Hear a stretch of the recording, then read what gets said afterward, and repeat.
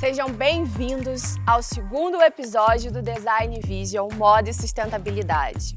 Hoje, um novo desafio se inicia e dessa vez nenhum deles pode deixar essa oportunidade escapar. Gente, eu achei que vocês mandaram muito bem na última prova. Será que vocês vão manter isso hoje? Bom, para decidir o que acontece por aqui, eu estou com esses maravilhosos jurados, Walter, Rainará e Alexandre. A gente vai conferir agora como que eles se saíram na prova anterior.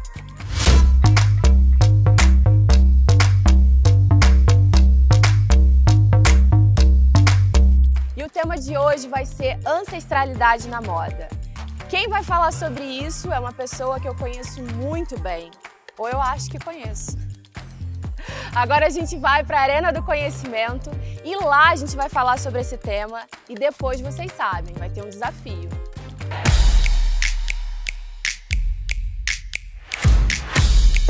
Eu sou apresentadora desse programa, mas também sou uma estilista. Na verdade, eu sou uma estilista e estou aqui apresentando esse programa. Hoje eu falei sobre ancestralidade na moda e trouxe alguns elementos que fazem parte das minhas raízes. Claro, para inspirá-los a também buscar as suas próprias raízes.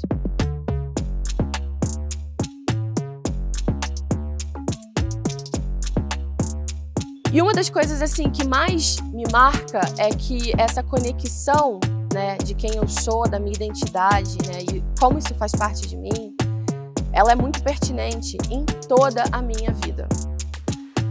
Isso nunca esteve desconectado de quem eu sou. Porém, a gente ainda tem uma indústria muito racista, muito excludente, né? E essa indústria, ela promove muitos apagamentos. E aí, para a gente entrar nessa questão, a gente vai ter que falar de uma outra questão, que é a história da moda. A moda é eurocêntrica. Só que a gente precisa entender que o padrão eurocêntrico não pode intimidar quem a gente é. Isso nunca me intimidou. E isso me fez ser quem eu sou. Porque eu sempre tive coragem de falar as coisas que precisavam ser faladas. E eu estava em ambientes que anteriormente não existia outra mulher como eu. Então, chegar nesse espaço e alcançar esse nível de protagonismo não foi fácil.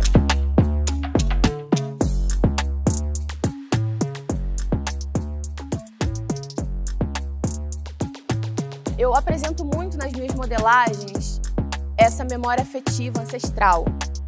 Porque essa memória afetiva ancestral, ela vem carregada das histórias da minha família. E o meu avô usava ponchos, então a minha inspiração com a modelagem, ela vem muito dessa raiz. E quando meu avô morreu, eu tive a honra de ficar com alguns desses ponchos. E por várias vezes eu enxergava o meu avô vestindo essas roupas que faziam parte também da minha ancestralidade.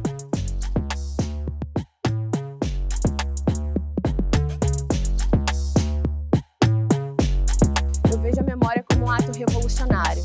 Eu vejo a memória como algo que conecta com quem a gente é e faz parte da nossa herança ancestral.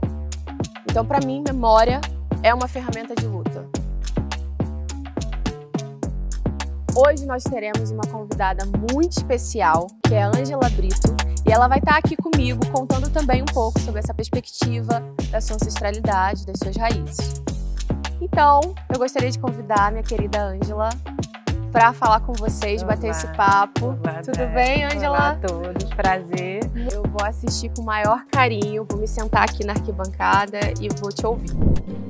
Então, para mim, a ancestralidade ela está intrinsecamente ligada à identidade. Você precisa se entender para que você não seja completamente absorvido. A ancestralidade, para mim, é uma maneira que eu encontrei que a cultura europeia, a cultura eurocentrada, ela não me absorva completamente. Você precisa ter esse reconectar com os seus antepassados, porque a ancestralidade nada mais é do que isso. Olhar de onde você vem. Então, a ancestralidade é esse resgate, né? É esse honrar e reconectar com esse antepassado. Então, eu queria muito passar a contemporaneidade desse tema para eles, né?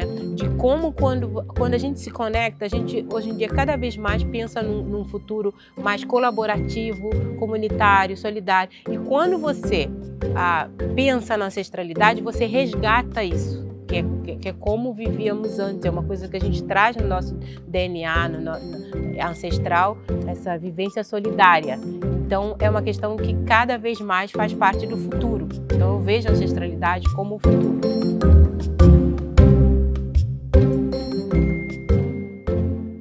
A ancestralidade minha, ela entra muito na questão da make, dos acessórios, os piercings, que eu queria muito introduzir, porque sempre que eu uso, todo mundo acha que tem a ver com a minha passagem por Portugal, década de 80, punk, tudo bem, adoro, mas assim, essa é uma coisa que já é ancestral nosso, né? Ele chegou na Europa através da gente, até a gente tem povos característicos que usam piercings em tudo quanto é lugar, e a gente vive um processo de apropriação muito grande, né?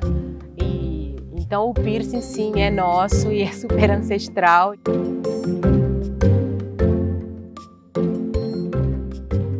Uma coleção precisa de pesquisa, de dedicação, de se orientar, entender para onde ela vai, como ela veio, o que você quer passar com aquilo, como essa referência vai entrar na construção da roupa, que é importantíssima.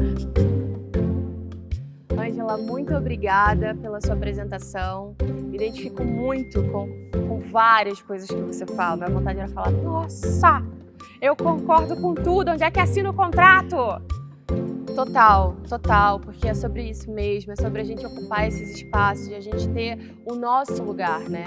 Então eu quero te agradecer muitíssimo por essa troca, foi ótimo te ouvir, foi ótimo ver também tantas coisas em comum, né, nessa nossa caminhada. A gente vai pegar todas essas informações e vai levar junto com a gente para o desafio.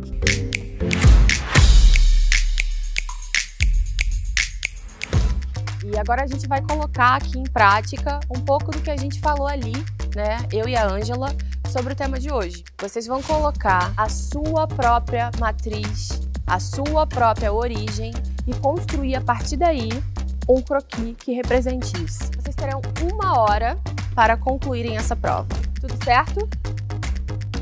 Então, a prova Ancestralidade na Moda começa agora. Quando eu ouvi a palavra ancestralidade e que isso seria o tema de hoje, do desafio de hoje, eu entrei um pouco em pânico. Me assustou um pouco. Eu nunca questionei minha ancestralidade, eu nunca... Também, assim, por ser uma pessoa branca, como a gente disse, a gente tá desconstruindo isso cada vez mais na sociedade. Então, não existe essa relação, né, infelizmente, da gente se relacionar, de pensar na nossa ancestralidade. Apesar de eu ter esses traços asiáticos, eu sinto uma dificuldade de falar sobre isso pra fora. Porque por muito tempo, eu não me identifiquei como coreana, apesar de ser coreana, aparentar ser coreana, porque eu moro no Brasil, né? Às vezes as pessoas que vêm de famílias imigrantes não se encaixam em nenhuma cultura, se encaixam no não lugar. E eu fui fundo, assim, eu me joguei, eu acho que deu pra perceber, assim, que eu me joguei muito, e fui bem, assim, lá nos primórdios ali pra entender. Mas aí eu fui percebendo com calma que mesmo que eu tenha traços coreanos e que eu more no Brasil, isso é uma identidade minha. Então, isso faz parte de mim e eu sou capaz de falar sobre as duas coisas muito bem juntas. Essa cartela de cor com esses tons mais fechados tem a ver com essa história, assim? Tem sim, com a terra dos meus avós. Ah, que legal. E onde é? É Sertanópolis, no Paraná. Ah, que bacana.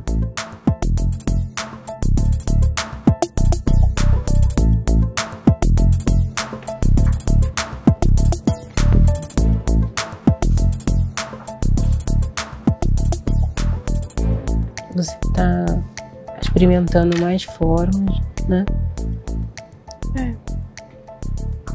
A partir disso aqui, na verdade, eu fui pensando nos detalhes, assim. E aqui é a mesma coisa, só que refeito. Eu acho que talvez antes dessa etapa de experimentar, né, formas, talvez seja pensar um pouco mais o tema.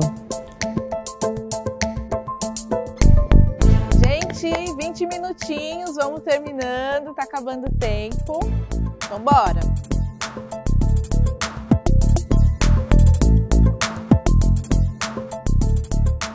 Prova encerrada. Agora nós vamos ouvir a opinião dos jurados sobre o que vocês acabaram de fazer.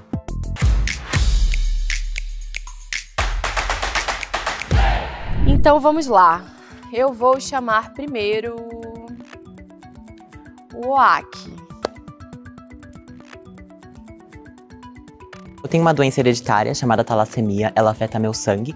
Aqui eu quis mostrar antepassados, porque eu tenho bastante de várias culturas, italiano, português e também indígena, esses são os que eu foquei. A história indígena eu não sei muito bem sobre, e eu quis demonstrar isso no look, colocando o lado colonizador, que é o esquerdo, sobrepondo esse outro, e eu também coloquei pedras preciosas e tudo mais, como se fosse tirado desse lado, que é do indígena. E eu quis trazer esse conflito porque eu não conheço muito bem sobre meus antepassados, isso que eu sei é um lado triste, e essa sensação que eu quero te passar, de uma dor, assim, antepassada, que apesar de eu não entender muito bem, é o que eu conheço, sabe? E é isso. Eu queria saber como que você trabalha isso. Por exemplo, um dos pontos fundamentais é você dizer que você não conhece muito dos seus antepassados, assim. E essa busca, por exemplo, desses signos, o que significou para você hoje? Eu acho que é uma história de dor, sabe? A gente pensar que a única coisa assim que eu sei dos meus antepassados é que, de certa forma, eles foram vilões de uma história e também, ao mesmo tempo, vítimas, né? Bom, eu acho que eu parti muito da história da minha avó e de um tio-avô meu. Minha avó era costureira de profissão, ela trabalhava com isso e quando ela se casou, ela foi obrigada a parar, porque ela é de uma época que quando a mulher se casava, era o marido que tinha que sustentar e ela não podia mais trabalhar. E a história do meu tio-avô, ele tinha o sonho de ser estilista. Ele era gay também, então ele foi muito reprimido pela família, teve que se esconder e não pôde seguir esse sonho. Meu tio-avô e minha avó, eles tinham esse talento, tinham essa vontade de usar as mãos, mas não puderam. Não puderam exercer, né? Exato, o ofício. É como se fosse uma prisão mesmo para as mãos. Eu acho que também uma coisa importante a ser considerada na ancestralidade é que ela nem sempre é sobre a árvore genealógica. Eu entendi que quase todo mundo foi buscar algum parente, alguma, né, a avó, a tia, e às vezes ela não precisa necessariamente ser sobre esse resgate de um parente ou da nossa árvore, né? Porque a ancestralidade, ela tá com a gente carrega ela. Minha família veio de Sertanópolis, norte do Paraná. A minha avó, ela marcou muito a história da minha família, porque é uma família matriarca, vamos dizer assim, tem muitas mulheres. O meu avô, meu bisavô, do qual eu não me orgulho muito, e tanto que eu não sei tanto da história dele, mas eu sei o que ele fazia. Ele foi um dos colonizadores da época. Depois disso, minha mãe fugiu de casa com 15 anos, ela veio para São Paulo, ela era muito subversiva, assim, para a idade dela. Então a minha mãe era grunge, por isso as cores, por isso as texturas. Esse daqui é como se fosse a saca de café. Eu acho que maravilhoso, por exemplo, eu não vejo necessidade da gente ter uma estampa de pé de café, Exato. Mas você trouxe a cor. Trouxe emoção para esse episódio, nos comoveu, nos tocou de muitas formas, positivamente, negativamente. Nós olhamos ali também alguns trabalhos que faziam super sentido e outros que não tinham muita profundidade. Então, quando a gente começa a falar sobre ancestralidade, eu procuro alguma referência na minha família. E aí veio a ideia do meu pai, que foi ausente. Então, meu pai era do candomblé e, por consequência, capoeirista. E a primeira referência de roupa que eu tive foi exatamente essa calça da capoeira, que ela tem todo o movimento. Remeti à África, busquei algumas cores. E por ser dança, eu queria que essa roupa tivesse movimento. Então lembrei das cordas, das amarrações e quis colocar ela por toda essa peça. E na África, a posição de agachado, nesse sentido, jogando os joelhos para baixo, que é o que a gente usa no hip hop em algumas danças, ela vem de trazer vida. Então eu escrevi vida e queria que tudo isso tivesse muita cor. Então, tirei a parte de cima, que é exatamente essa falta de referência, essa parte por pai e de muito da história que eu tive. Eu acho que é basicamente isso que eu tentei colocar aqui. Achei tudo de bom. Achei interessantíssima a ideia das cordas. Você trazer a ideia de capoeira, lembrar que capoeira é um jogo, mas é uma luta, que é uma dança.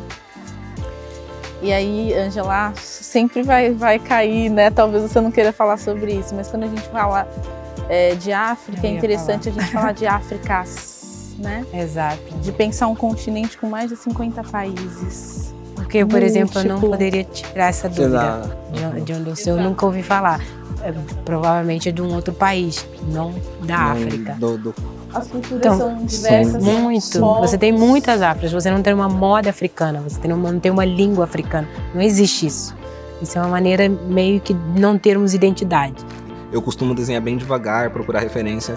Então ali a gente teve que captar aquele monte de informação nova, principalmente para mim, e ter que juntar tudo em um trabalho só. E aí fiz um fluxo de ideias, mas acabei ficando um pouco perdido ali no que eu queria fazer, no que eu queria, no que não queria. Acabei terminando antes, aí fica aquele negócio de será que era isso, será que não era, será que era isso mesmo que eu queria? Construir um pensamento e conseguir materializar esse pensamento na roupa, né? Eu acho que o desafio é muito pessoal, antes de tudo, né? Então as pessoas se frustram consigo, não com a conjuntura do trabalho em si, né? Começar, digo que a minha ancestralidade é uma ancestralidade quebrada, né? A começar porque eu moro numa favela e geralmente é tida como quebrada, as pessoas falam quebrada. E fazendo paralelo com a mentoria de hoje, né, que falamos sobre essa construção do Brasil, que é um Brasil quebrado. Então eu quis construir essa quebrada na minha roupa, né, a paisagem, né, em torno da minha quebrada, que são muito casas sem reboco e nessa cor de laranja que são de barros queimados, né, e aí faz o tijolo. É muito sobre a história da minha mãe, né, que são os corpos que me possibilitam encontrar a minha ancestralidade, né, então por meio deles eu consigo chegar à Bahia, que é onde minha família nasceu, né? Mas eu sei que eu sou uma pessoa negra e essas pessoas que são meus pais me possibilitam encontrar a minha ancestralidade, né? E aí, no trabalho da minha mãe, as pessoas chamam ela de furacão. E eu nunca entendia por que disso, né? Eu achava, achava até um pouco escrachado, assim. Mas com o passar do tempo eu consegui entender por que furacão. Porque ela tem uma energia muito potente no ar, assim. Ela é um vento. Ela movimenta muito as nossas vidas, né? Dos filhos, de todo mundo que está ao redor dela. É uma pessoa muito potente, assim. Como um vento mesmo. Então quis trazer esse movimento para a saia. O que eu achei interessante é que você falou de ancestralidade, mas você refletiu uma coisa do hoje. Isso para mim foi interessante, porque para eu aprender também, que a ancestralidade não tem a ver com o tempo lá de trás, né? Então tem que ir lá na bisavó, na trisavó, sei lá em quem. Então você relatou o hoje. Eu fiquei muito feliz com uma coisa, porque a ancestralidade é um tema super importante para mim. Por ser estrangeira, viver fora e estar sempre em busca dessa identidade, eu achei muito legal e agradeço ter participado, porque eu acho que isso trouxe luz sobre esse tema para vários deles, de que a ancestralidade não é apenas falar do passado ou da árvore genealógica. A ancestralidade é o futuro, é falar também de identidade, do presente, da gente, de tudo que nos compõe como um todo, né? Somos uma soma da nossa ancestralidade.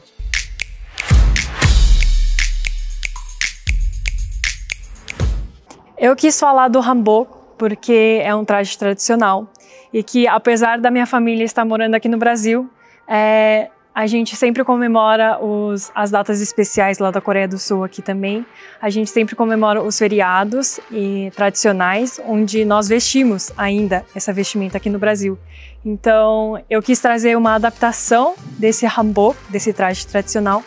Eu optei por trazer o adorno que eu fiz ontem, no episódio anterior. Optei por alongar um pouco o pescoço desse traje tradicional e aqui é o fechamento dele, que o traje ele fecha assim, então é tipo um envelope.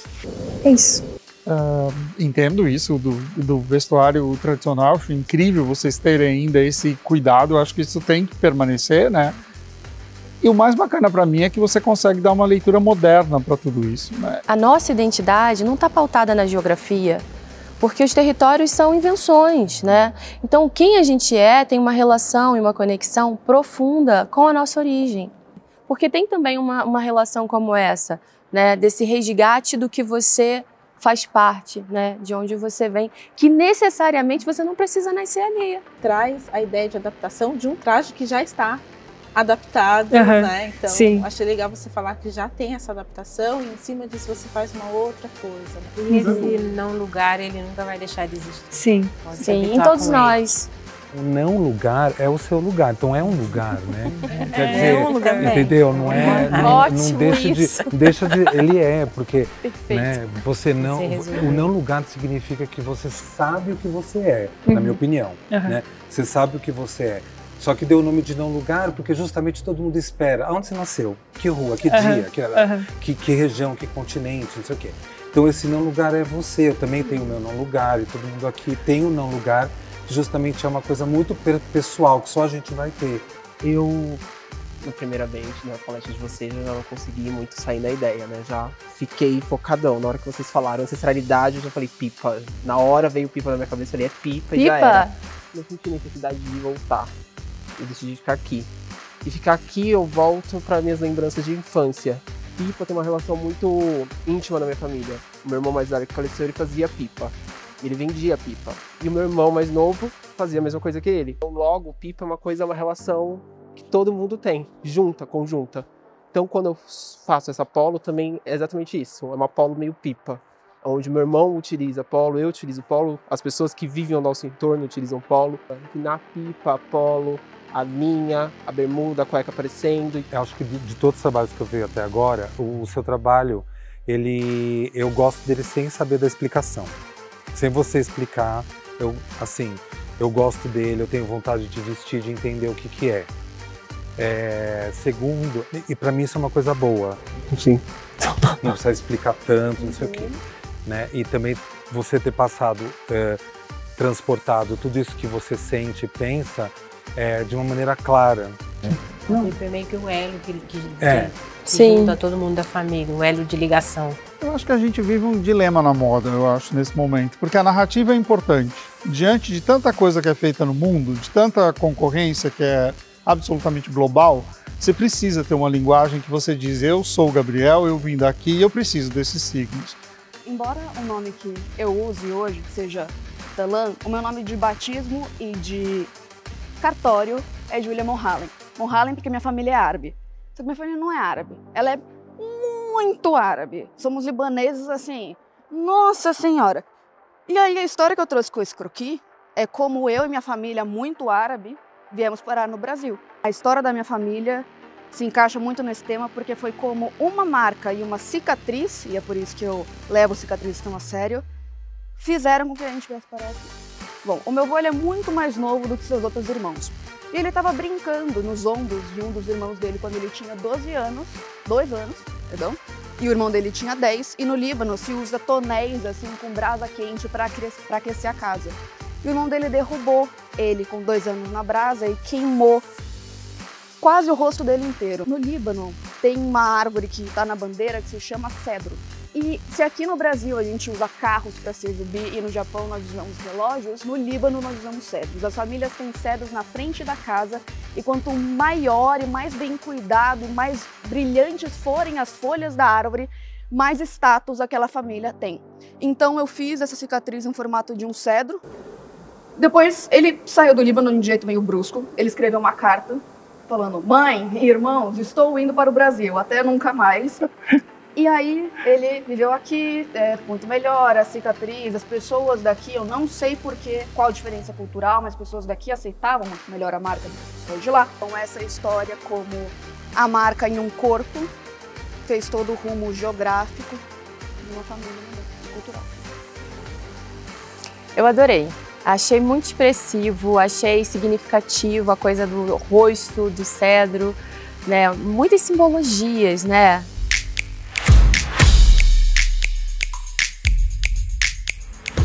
Que incrível que foi essa apresentação hoje. Me tocou muito, tocou também nosso time de jurados, né? E queria agradecer a vocês pelo empenho, pelo desejo, pela energia colocada nessa apresentação. Enquanto a gente se reúne aqui, vocês podem nos aguardar e daqui a pouco a produção chama vocês. A gente tem um empate. Tem que desempatar ali, a Yolanda ou a Talan. 4 foi muito tranquilamente, naturalmente surgiu das nossas escolhas. Consenso. Foi um consenso, foi unânime, eu acho, né? Foi natural, assim. Mas 2 pontos aqui, e 2 pontos muito importantes, eu acho, nesse desafio. Porque um fala de uma rigidez de pensamento e de outro fala de uma amplitude de pensamento. Então a gente tem que entender o que a gente quer neste desafio. Mas por outro lado, eu também acho que a rigidez não é um problema.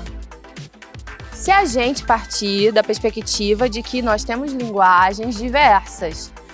Um momento, nós temos que conceituar isso neste desafio. Não, sim, tá? mas é importante nesse desafio pontuar que a gente isso. tem que entender se a rigidez é válida ou não. Eu entendo, a gente tem que levar em conta o tema de hoje. A gente não pode ampliar essa discussão para, eu posso ser rígido. Tá, então claro eu tenho que uma pergunta. E se as referências da Yolanda só forem essas? Só. Não é que ela escondeu alguma referência. Esse é o máximo de referência. Eu acho que ela não entendeu, Ale, o que é pior. Eu acho que ela não entendeu. Ela tem conteúdo. Tá. Ela tem conteúdo. Foi provado isso no outro desafio. Então a gente tem um outro problema. Se as pessoas que quase foram escolhidas não souberem por que não foram, a gente vai ter... Elas nunca vão saber. Não, a gente precisa talvez falar, ter que gente. ter uma devolutiva em off. Claro, até, mas porque... eu acho que a gente precisa falar. A Yolanda tem uma técnica muito boa, na minha opinião, que eu defendo muito e que eu acho que tá super ok a estética. Porém, a proposta do tema, de fato, ela pecou, foi muito rasa.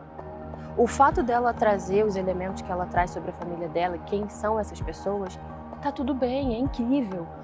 Mas o que a gente trouxe de código de ancestralidade? Então, eu não tô só falando isso para vocês, não. Eu acho que essa relação é o que realmente está acontecendo aqui. Eu amo o que Yolanda faz, mas acho que é raso. E não me identifico com ela, com a Talã, mas acho que foi mais pertinente. Porém... Então, nesse aqui... Nesse, eu acredito que ela. Exatamente. Eu acho que a gente está sendo justo. Eu acho que a gente está sendo justo. Então, podemos escrever o nome dela? Sim.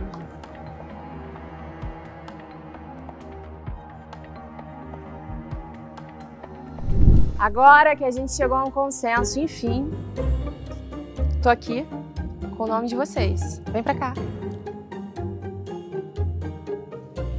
Bom, aqui temos os nossos 5 preferidos, né, desse dia. E eu vou falar.